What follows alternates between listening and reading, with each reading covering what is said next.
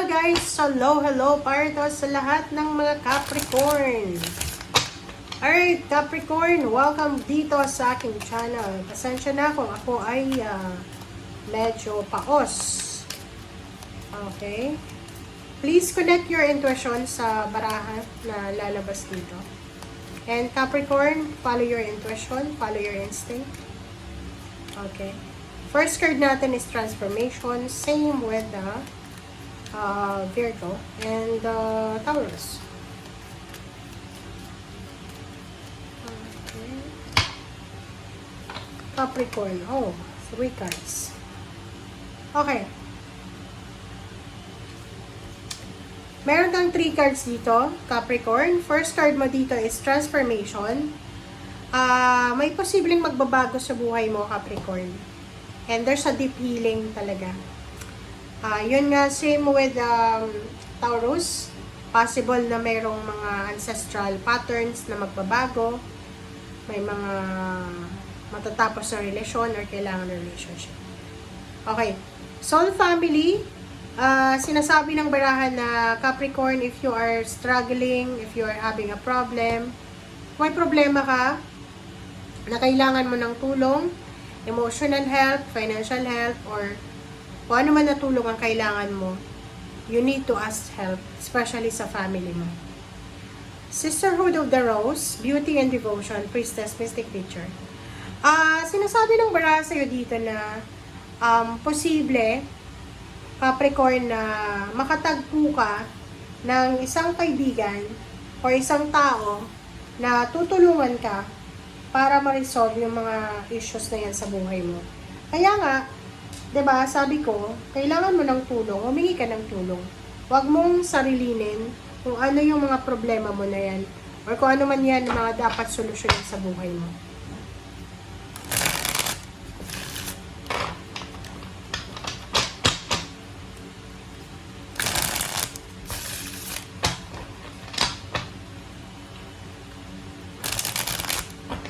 Okay, Capricorn.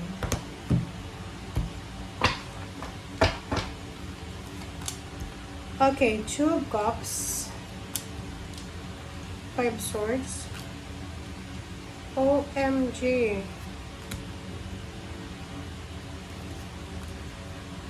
Alam mo yung baraha mo na to, lumabas na to few days ago. Knight of Cups, 2 of Pentacles. Kita mo ba? Ang 2 of Cups na to, tsaka 5 of Swords, and 8 of Pentacles, sinasabi ng barahan, this is about your future. Nakikita ko sa'yo dito na sa linggong ito, Capricorn, posibleng meron kang desisyon na gagawin.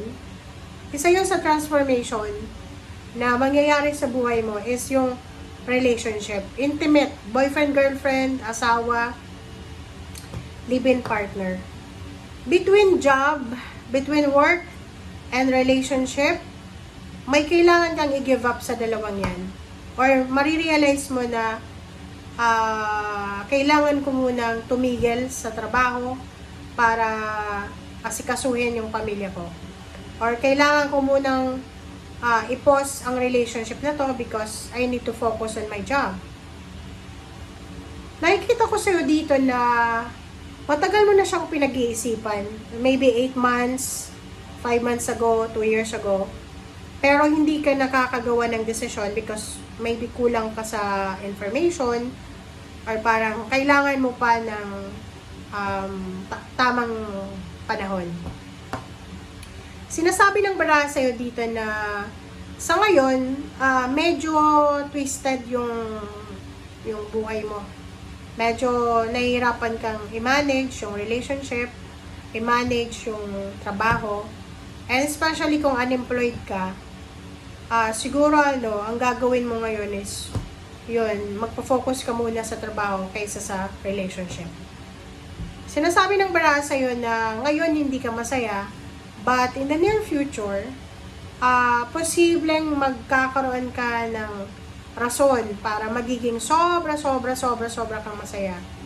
Kasi dito sinasabi ng barahan na posibleng makatagpo ka, Capricorn, ng isang manliligaw or isang tao, isang connection, isang individual na hindi lang love life yung i-offer sa'yo, kundi pera, kundi stability, security sa financial. Diba? So, ang nakikita ko dito, maybe this is only related sa may mga kalibin, may mga girlfriend, boyfriend na Capricorn. Kasi pwedeng yung boyfriend mo or yung girlfriend mo masyadong toxic na silosa, or hindi ka makapaghanap ng magandang trabaho sa ibang bansa or ibang lugar because parang kinokontrol yung buhay mo. And kailangan mo magdesisyon para makalaya or makaalis ka dyan sa kung ano man na stagnation kasi merong entrapment eh. Yung parang nakakulong ka. Parang nakakulong ka sa isang relationship. Okay? So, tingnan natin.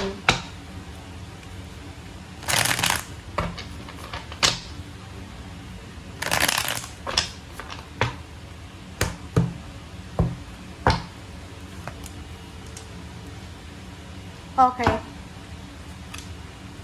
So, nakikita ko sir dito na merong mga Capricorn na pagod na sila sa trabaho.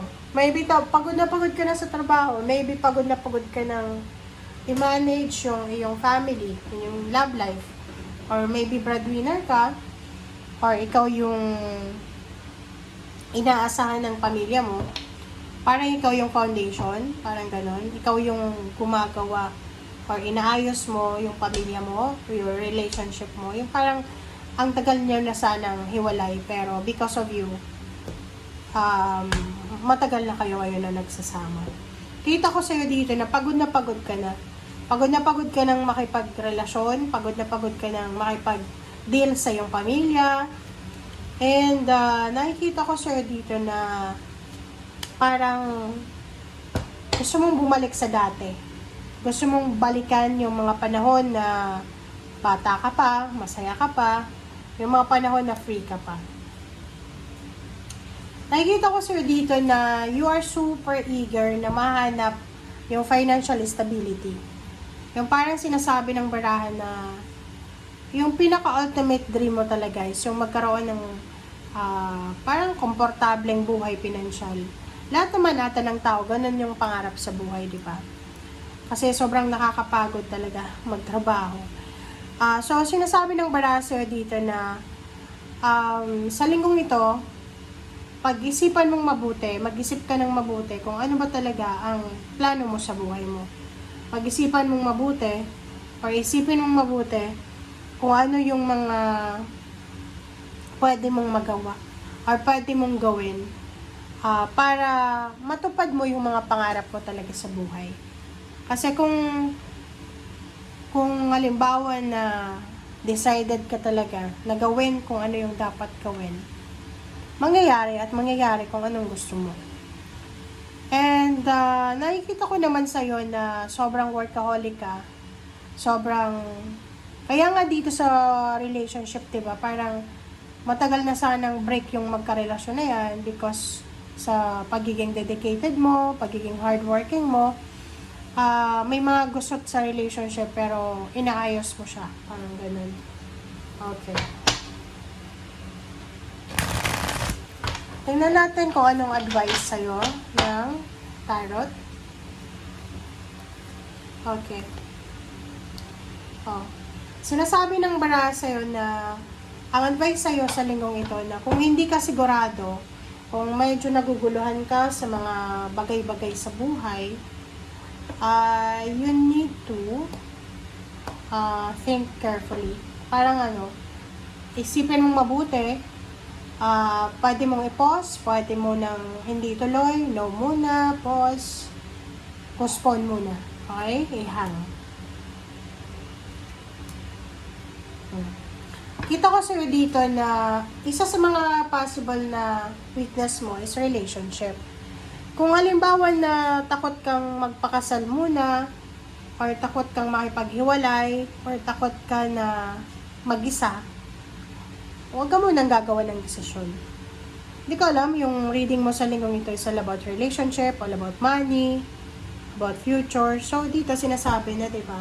Kung hindi ka masyadong sigurado sa kung ano yung gagawin mo, pause, hang muna, especially kung tungkol yan sa kasal. Kung anong kinakatakutan mo sa relationship, pause muna. Okay? Thank you guys. Bye!